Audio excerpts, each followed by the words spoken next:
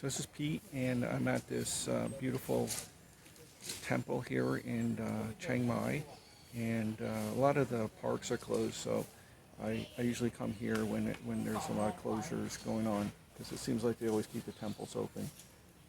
So here's a little view. It's really nice, really well maintained. There's a lot of monks here today, and they're like doing upkeep.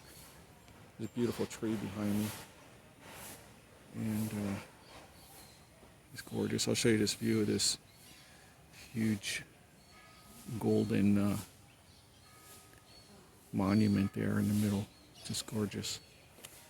So anyway, I just wanted to give an update. There's more lockdowns in Thailand. Bangkok is, they call it the dark red zone right now, which means that it's pretty much in like full lockdown. And all the flights in and out are like canceled. I'm in Chiang Mai, which is less restrictions. Basically, like restaurants are still open. They close like at 9 o'clock, so you can still have like, you can go out and eat or have a beer, and as long as you're done before 9. 7-Elevens and that kind of thing are open to, it looks like 12, or I think some are even 24-hour. But all in all, parks are closed. A lot of public places are closed. So anyway, I thought I'd tell a little bit about a trip I did to Bangkok recently. I went to Bangkok for a immigration appointment. I had everything all set up like a long time, like 3 weeks ahead of time, bought my tickets and everything. So I got these like emails like the night before saying like flights are canceled. So I'm scrambling around trying to figure out what's going on. I'm trying to book new flights. Everything gets canceled on me. And here it was that they started canceling all the flights in and out of Bangkok the night before, my immigration appointment. And it was a big appointment because this is like you're getting like your long-term visa. Okay, now if you don't have a long-term visa, then you're still considered on a tourist visa. So you have like initially 45 days, and then you can extend it for 30 days. So it was nearing the end of my first visa, tourist visa, and I would have to do a renewal. So it would only give me like 30 days. Now the problem with that is immigration had already gone to like skeleton crews with their work at home kind of thing. So they had cut back on all their appointments, only like 2 days a week. So I knew that it would be hard even to get in, like if 30, like in the next 30 days. And so that would have meant I would have to go back to like United States or another country and stay there for like, several weeks while I do another certificate of entry, to come back into Thailand. And I mean, this could have gone, this could have been like, a huge disaster. So I figured I'm going to get to Bangkok one way or another. So I was looking at, trains, buses, anything. There was nothing I could take that would get me to my appointment on time. And I spent like 5 hours. I found one flight that was still available that would get me there that day but late. So I took it. And then I got in touch with the Thailand Elite Help and told them that, hey, I'm going to be, late. And they're saying, well, you probably, your appointment is probably going to get, canceled. And I was like, so I was pleading with them, please, let's see what we can do. So anyway, I figure I'm going to go no matter what, even if I'm late. So it's like it would get there like an hour late, and then I would have to get to the immigration office. So it would have technically put me probably about an hour and a half late. And they said at 3:30 everything closed at the immigration office. So that's the time I would have gotten there, was 3:30, if everything was on the schedules. So anyway, I get to the Chiang Mai airport, which is like totally desolate. The people on my flight were like, that was like the only flight leaving Chiang Mai that day, like at least at that time. So it was like a ghost airport. I was kind of surprised just how bad it was. Beautiful airport, but we were the only ones there. And I saw the screen, above with all the flights on it, and they were like cancel, cancel, cancel, cancel. Except for the one that I was on. It was like the only one during the day that was going to Bangkok. So anyway, I get on the flight. I'm just happy, to finally get going. And so I get to Bangkok, and again, that airport's the same. It's a ghost airport. There's just nothing. I have pictures. I'll try to post them in this blog so you can see. It's just like ghost airport.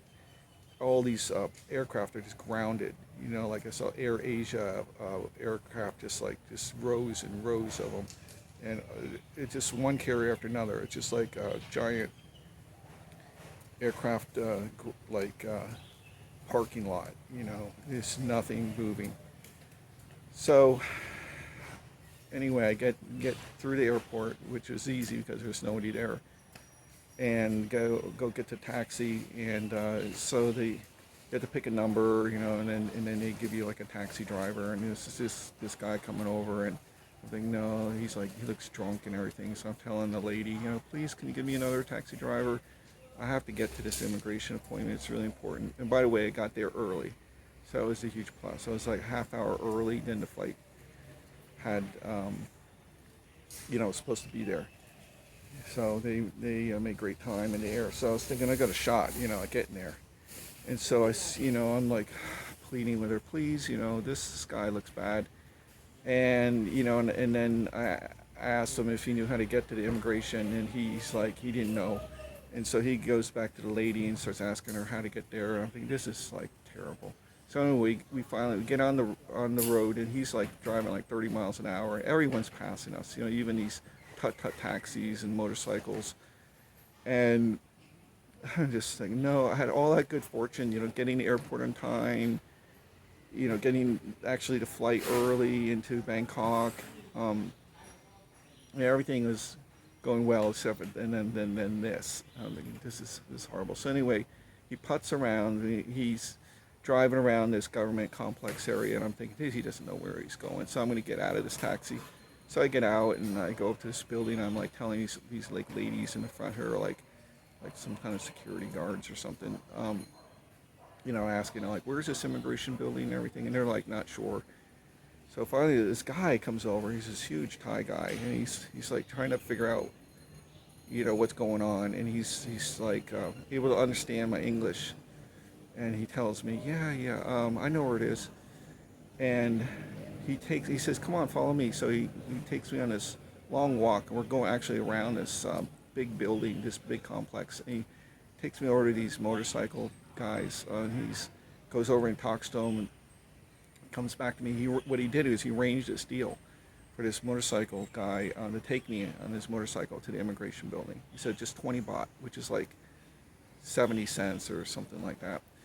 And like, this guy's like a guardian angel. I mean, he's just like, he came out of nowhere, and he like this like huge help.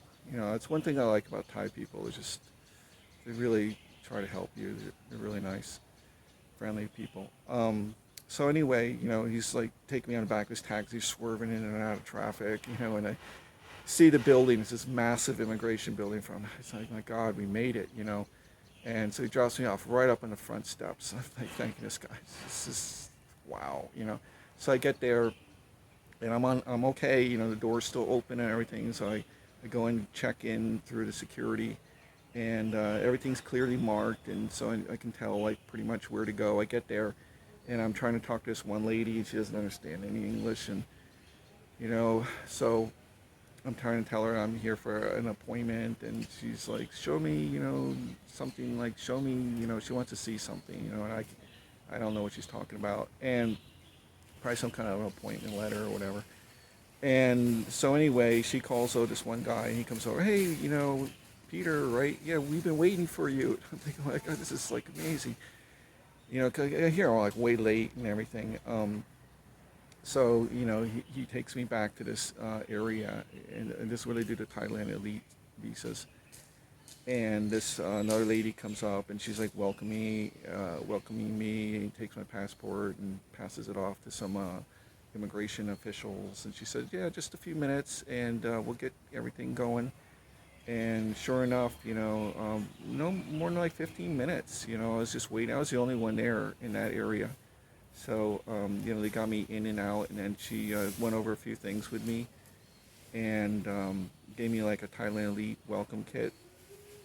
And sure enough, then I was out of there. And he was easy to get out. Just a few minutes. I got back outside and I got in a taxi that was waiting there for me, and got back to the airport in Bangkok to catch my flight back to Chiang Mai. And again, this is like one of the only flights of the day going back to Chiang Mai. So we were the only ones in, I swear, in that whole airport. And that flight, I never changed. So that one, I never thought I'd be able to make back, to make on that flight back, because that was with the original schedule, which I was supposed to leave like around, 3-ish and be at the airport, around that time and get out of there. So because I got out of the immigration on time, I was able to get back to the Bangkok airport like a lot earlier than I thought. So still able to make that flight. I was thinking I would have to stay in a hotel, overnight or something, and catch another flight in the morning. Now here I found out that only vaccinated people were allowed to fly on this flight. So at least the foreigners, you had to have a vaccination. So I did, and so I had to, because that was like one of the only times they asked me about vaccination certificates and stuff, because I had all that, but it seemed like it didn't really matter, and anything before. And so here it was because you had to have that. So I am just like thrilled to death that, I made it to Bangkok. I got my appointment done and made it back. And when I was sitting on that plane, buckling in, I was like, this is like it's amazing. I can't believe I got all this done. I was really thrilled. So I made it back to Chiang Mai, and that same day, and I had my Thailand Elite visa stamped in my passport. So I found out later on that the restrictions in Bangkok got even worse, and there was notices sent out from immigration by the Thailand Elite that the restrictions were much more severe, and that all these appointments are basically not even the skeleton appointments, but everything was basically cut. So people were not able to to get any immigration stuff done at this point. So I was really lucky that I got everything done. It really worked out for me. So I was kind of right knowing that I had to get to Bangkok that day, because I don't think I would have been able to stay in Thailand, actually, if I didn't get that appointment in Bangkok. So something inside me told me, you got to do it. You got to get down to Bangkok, no matter how dim your chances were. So I just thought I'd share that story, and it's just like a lot of great coincidences happening to make it all work out. Even though I had that bad news of all those canceled flights the night before. So, and if it wasn't for that Thai gentleman that came over and helped me out, I probably wouldn't have made that appointment at all. So it's just another, testament to how nice and friendly these people can be and help you out. So I thought I'd share that, and appreciate if you like and subscribe. And I just wanted to give you that update. We'll talk to you later. Bye.